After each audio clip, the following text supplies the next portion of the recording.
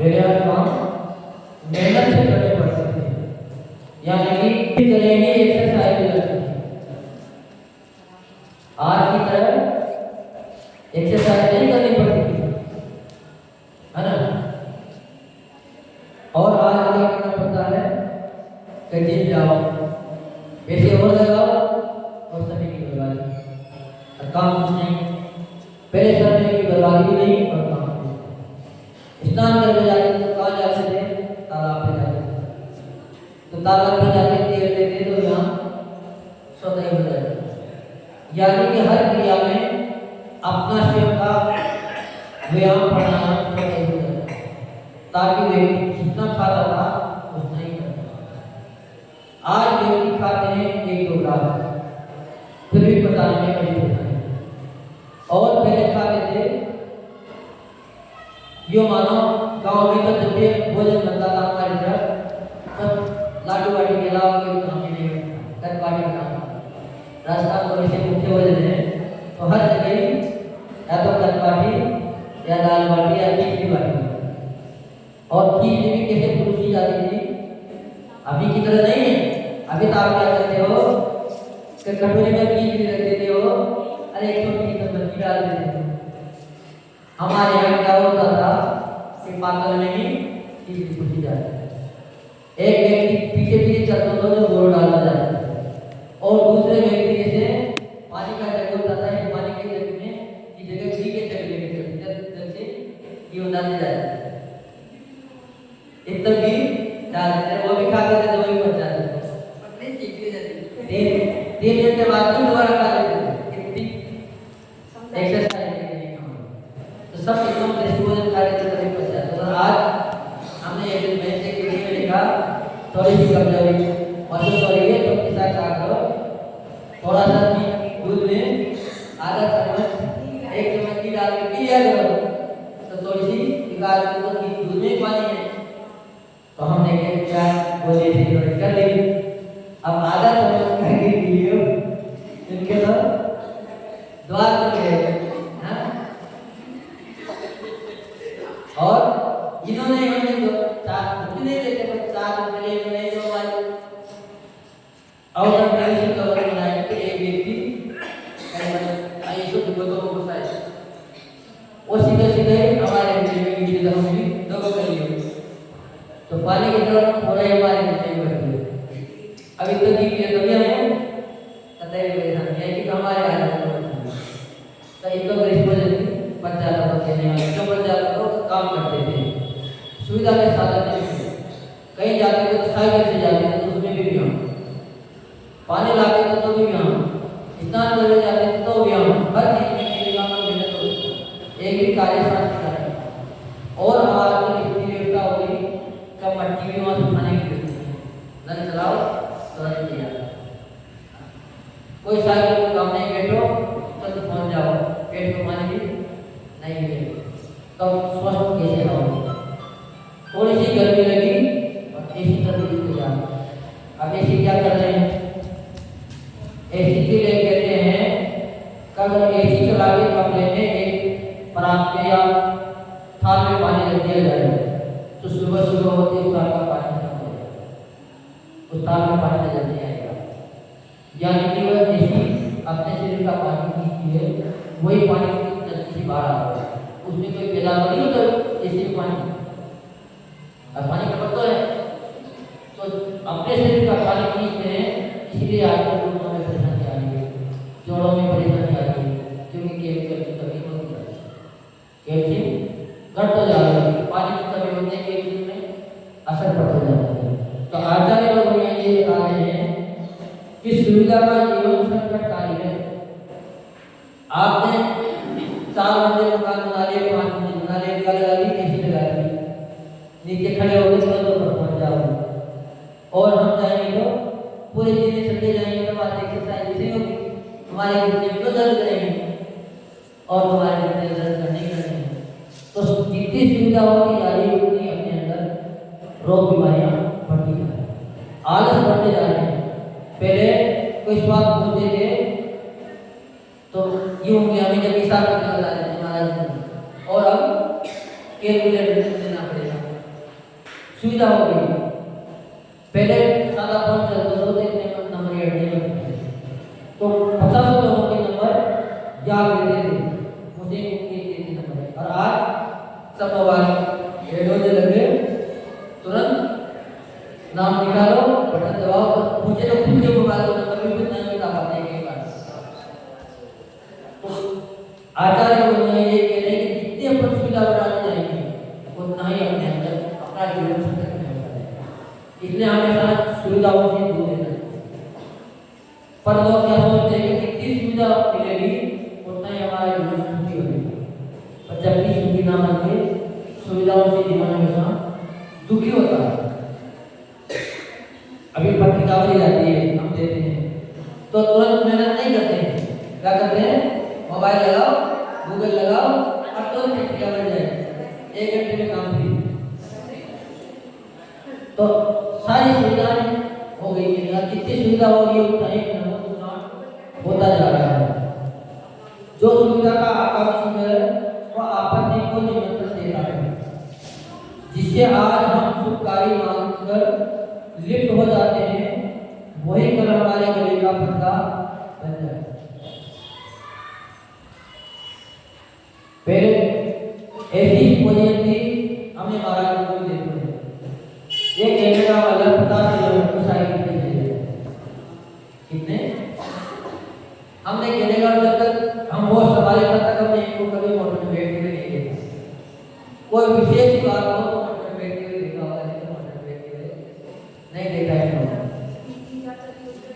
और पैदल चले जाते हैं 15 किलोमीटर जाके आ जाते हैं, तो सामान वो मान जाते हैं साइकिल 50 किलोमीटर और तो आज भी बिना चश्मा के पढ़ लेते हैं, और हम अगर चश्मा न लगाएं तो आते नहीं ताकि है।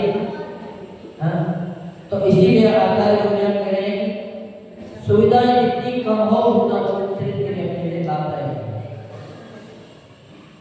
ठंडी सर्दी गर्मी से बचने के लिए विद्युत उपकरण चालू कर देते हैं, परंतु जब कभी इन सुविधाओं से वंचित रहना पड़ता है, जिसे हम दिल्ली में आए, अगर हमारा अभ्यास न होता सर्दी गर्मी सहन करने का तो हमें भी पंखा या गर्मी करना, पर हमें इतनी गर्मी में भी न कुछ कमरे में कोई रोशनदान था और फिर भी पड़ जाए, इसके बावजूद कोई परेशान नहीं और आप दूसरे दिन बीमार हो जाए।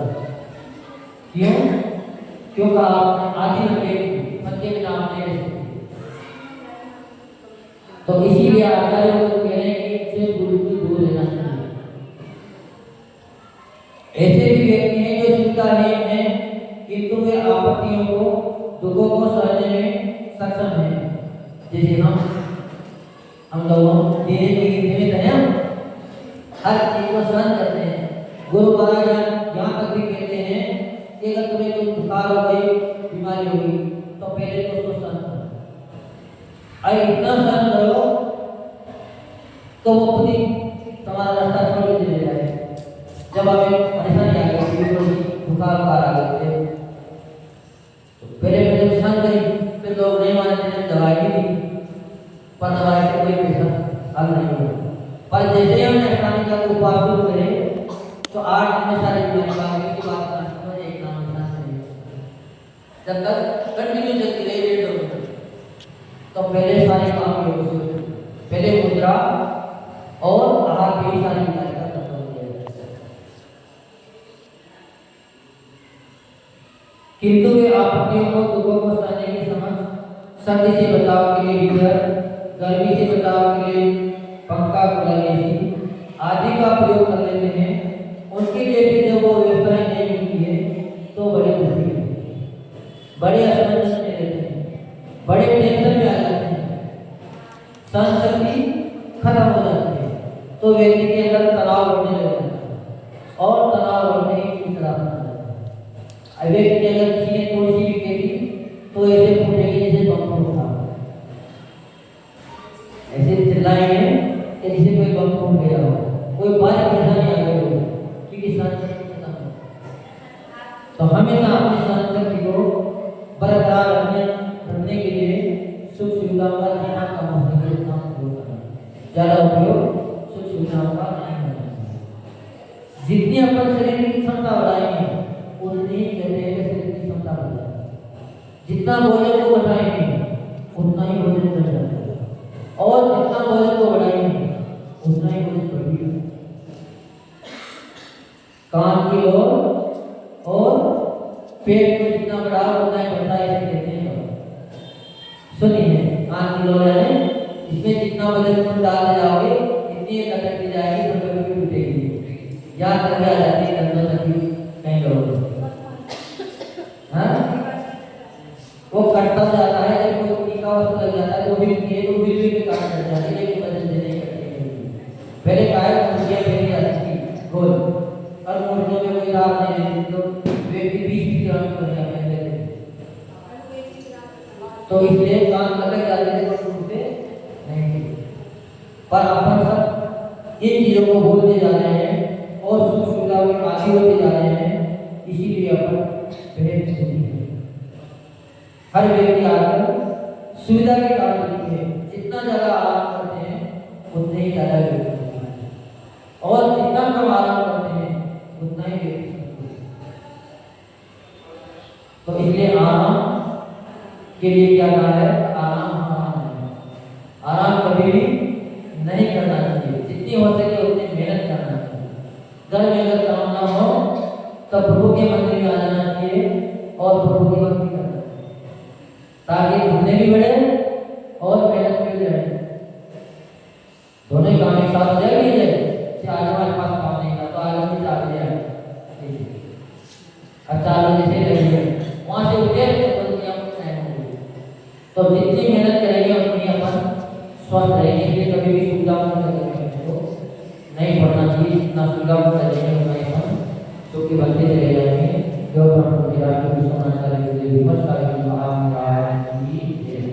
आप फटाफट पसंद पूछ लें, फिर सुनना भी है। तो साधु परमेश जी कहाँ पर रहते हैं?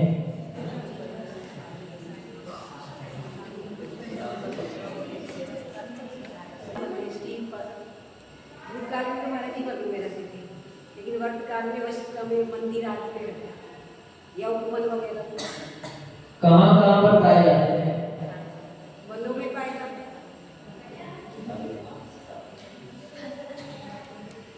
मध्य लोक में। मध्य लोक में विदेशी मध्य लोक में तो पूरा ही आ गई। मध्य लोक बहुत बड़ा है। हाँ, बात तो सही है, लेकिन तो मध्य लोक में ही है, पर साधु परमेश की बात जाए भी कर्म लोक में ही होती है, दिशा नहीं। क्या करते हैं मोदी महाराज, क्या कार्य करते हैं?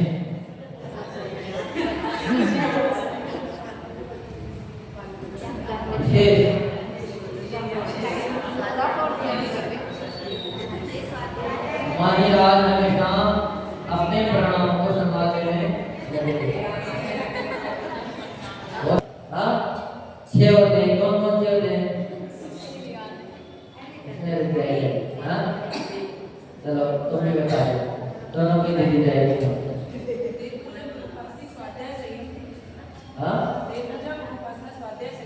धीरे धीरे बोले, समझ में आएगा, समझ में नहीं आएगी। आपको बता बहुत चलो मेरा काम नहीं कर सकते आगे बिना कारण के एक रात नहीं ले सकते। अपनी साधना करने के लिए, अपने संयम की रक्षा के लिए, और दूसरा कारण प्राणों को धारण करने के लिए, क्योंकि अगर आग ना लगे जितना साधना नहीं है प्राण उठ जाए बहुत बड़े, तो इनाम दे दिया जाएगा।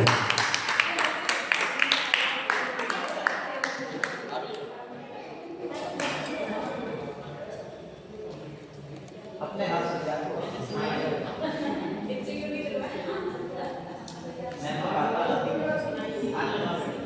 कितने परमेश्वरी भव्य होते हैं?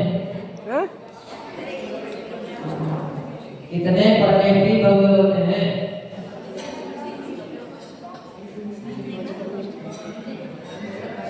पंच परमेश्वर कितने? क्या पूछा? नहीं आ रहा है। मतलब बहुत सारा है, आवाज नहीं है, किसी को तो बढ़िया आ रही है, तो सामने बात से नहीं हो जाती। थोड़ा सी अच्छे डालना तो कर दिया जाए, अच्छे तो नहीं हो जाता। कितने प्रोमेटिव भव्य होते हैं, भव्य भव्य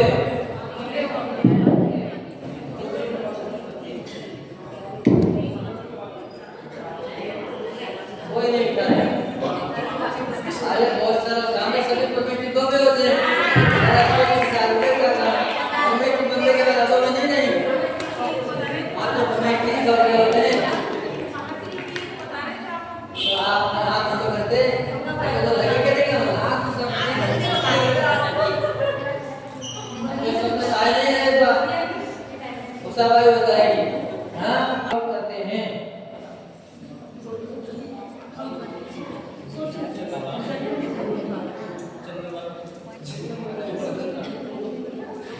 बताओ सोचो समझ रहे हैं तो मुझे हाथ खड़े होकर हाथ क्यों करते हैं बताओ।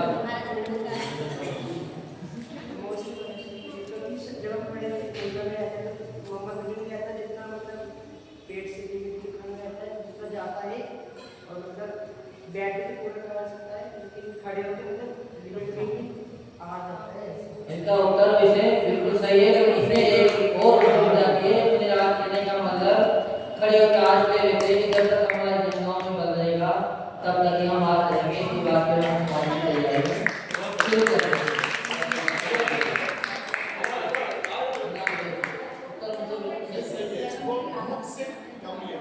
भूख से क्यों खड़े होकर इतना नहीं खाया जाता है, चलते फिरते तो खाया जाता है। जैसे आप मसाले खाते हो तो आप चलते फिरते खाते हो तो पशु भोजन है। तो जैसे पशु अपने चलते फिरते पूरा पेट भर लेते हैं, ऐसे ही आप लोग अपना पेट पूरा भर लेते हो और एक जगह खड़े होकर कभी भी पूरा पेट नहीं भर सकते। थोड़ी सी देर में ही भूखा आना शुरू हो जाएगा।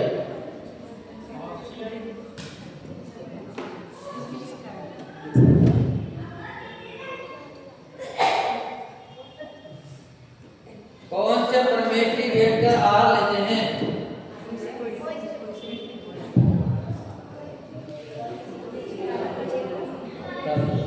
कब बात नहीं करेगा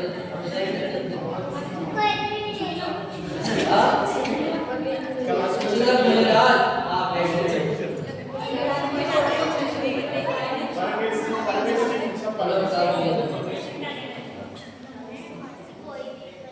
कोई भी परमेष्टि बैठकर लोग आहार नहीं लेते हैं। सुलग महाराज को विश्राम किए हो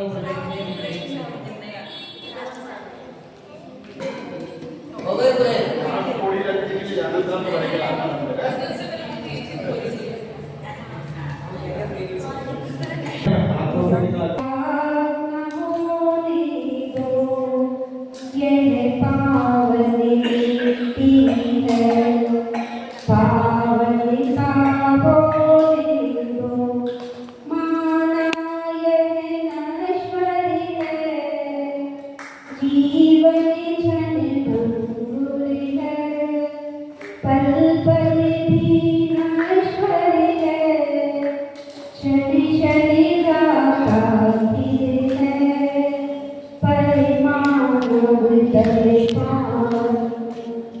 इसे पावन करने को यह देवता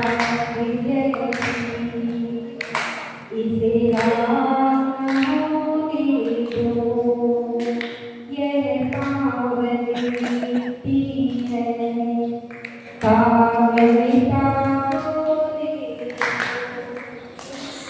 यह रूप रायोवन एक की पगड़ी है ढलने वाला कल है ढलने की सहेली है ढलने से पहले चंदा सा चमकने को ढलने से पहले चंदा सा चमकने को यह तेरा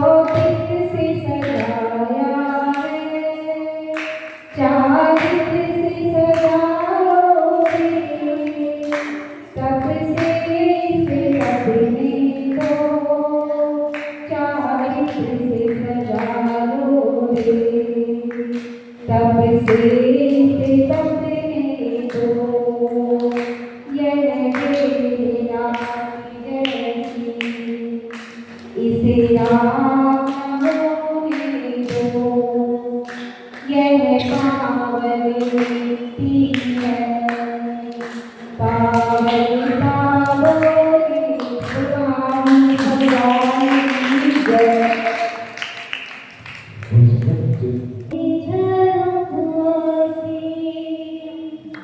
मैंने देखा जो समानी, गुरु बड़ी दूर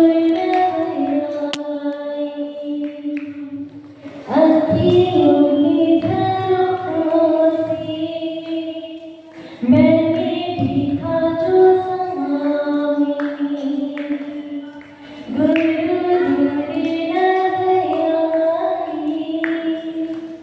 बड़ी दूर बंदे जैसे झलकों जरा बैठी जो समाई, मने में प्रभु मुस्काई, मने में गुरु मुस्काई, अखियों के झलकों से प्रभु भक्ति में गुलजाने दिए, मन में खोने लगे, संसार के दुख-जाल में हंस रोने लगे, जिन्हें बल्कि भरोसे पर सब बैठी भूली, यूं ही उम्र गुजर जाए, लिखे नाम गुजर जाए, अखियों के झलकों से मैंने देखा जो समानी, गुरु दूरे नजर आई, बड़ी दूर नजर आई, जब से मैंने गुरु के रंगों में रंगी हूँ, सोई हुई आशा मेरी कहती है जगी हूँ, मेरी मुक्ति का ये सपना कहीं कोई न तोड़ दी, मैंने सोच के घबराई, यही सोच के घबराई, अखियों के झलकों से मैंने देखा जो समानी, गुरु दूरे नजर आई, बड़ी दूर नजर आई, माना मेरी बयाई मुक्ति तो नहीं है, परिहार की चुप बैठना युक्ति तो नहीं है, मेरी मुक्ति की ये कृपा मैं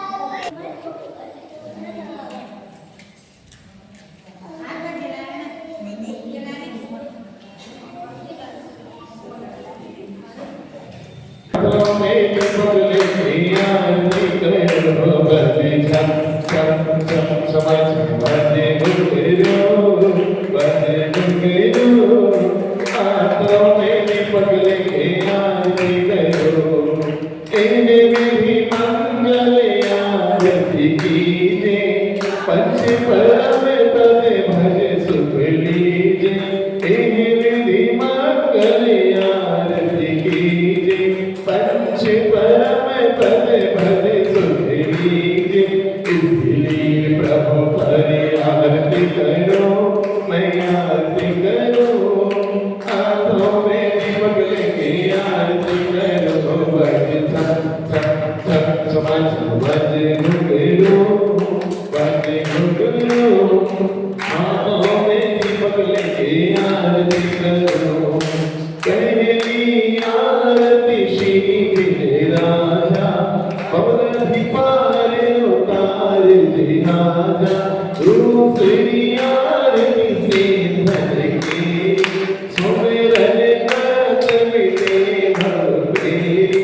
इसीलिए प्रभु तेरी आरती करो, मैं नशे न करूं। हाथों में दीपक लेके आरती करो, बजे छम छम छम छम बजे घुंघरू, बजे घुंघरू। हाथों में दीपक लेके आरती करो, तीसरी आरती सूर्य होनेगा, जन्म मरण दुख दूर करेगा। चौथी आरती श्री छाया, दर्शन देखत पाप भलाया। इसलिए प्रभु परि आरती करो, मैं तो आरती करो। हाथों में दीपक लेके आरती करो, बजे छम छम छम छम बजे घुंघरू, बजे घुंघरू।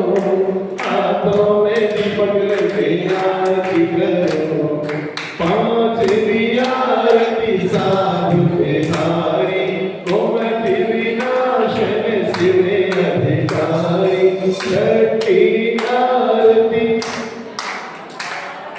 छठी आरती बाहुबली स्वामी, करी तपस्या हुए मोक्षे स्वामी। सातवीं आरती चिर पाणी, ज्ञान स्वयं मुक्ति सुखदानी। इसलिए प्रभु परि आरती करो, मैं आरती करूं। हाथों में दीपक लेके आरती करो, बजे छम छम छम छम बजे घुंघरू, बजे घुंघरू। हाथों में दीपक लेके आरती करो, संध्या करके आरती कीजे, अपनो जन्म सफल कर लीजे। जो यह आरती करे करावे, सोनर मारे अमर पद पावे। सोन का दीप का फूल दिखाके, जगमग ज्योति जले सारी रातें। इसीलिए प्रभु तेरी आरती करूं, मैं आरती करूं। हाथों में दीपक लेके आरती करूं, बजे छम छम छम बजे घुंघरू, बजे घुंघरू। हाथों में दीपक लेके आरती करूं, बजे छम छम। बोल पंच परमेश्वरी भगवान की। तारी थारी आरती बोल, हम सब तारी तेरी आरती। ग्राम जटारा जन्म लिया है, भगवती है तुम माता। ग्राम जटारा जन्म लिया है, भगवती है तुम माता। शरद तुम्हारे के लाल तुम्हें हम झुका रहे हैं माथा दूर। हम सब तारे तेरी आरती हो गुरुवे, हम सब तारे तेरी आरती। पांच महाव्रत धारी गुरुवर कैसे के हैं सीता। पांच महाव्रत धारी नेता गुरुवर, हम सब तारे तेरी आरती हो गुरुवे, हम सब तारे तेरी आरती। बाल ब्रह्मचारी गुरुवर ना झूठा जग भाया। बाल ब्रह्मचारी ना गुरुवर झूठा जग भाया। गुरु विराग के चरणों आकर संयम अपनाया हो गुरुवे हम सबको तारे तेरी आरती हो गुरुवे हम सबको तारे तेरी आरती धरती अमर दशो दिशाएं वंदन करती हैं धरती अमर दशो दिशाएं वंदन करती हैं सारी सृष्टि गुरु चरणों में ओ सारी सृष्टि गुरु चरणों में अभिनंदन करती हैं गुरुवे हम सबको तारे तेरी आरती हो गुरुवे हम सबको तारे तेरी आरती करुणा सागर गुरु हमारे चरणों बलि बलि जावे करुणा सागर गुरु हमारे चरणों बलि बलि जाए जब तक मुक्ति मिले न हमको ओ जब तक मुक्ति मिले न हमको भव तुमको पाए गुरुवर हम सबको तारे तेरी आरती रत्नों का दीपक लाया भावों का घेवर लाया कंचन की थारी गुरुवर आरती हो गुरुवर हम सबको तारे थारी आरती वीत रागता गुरु की तरह से धरती है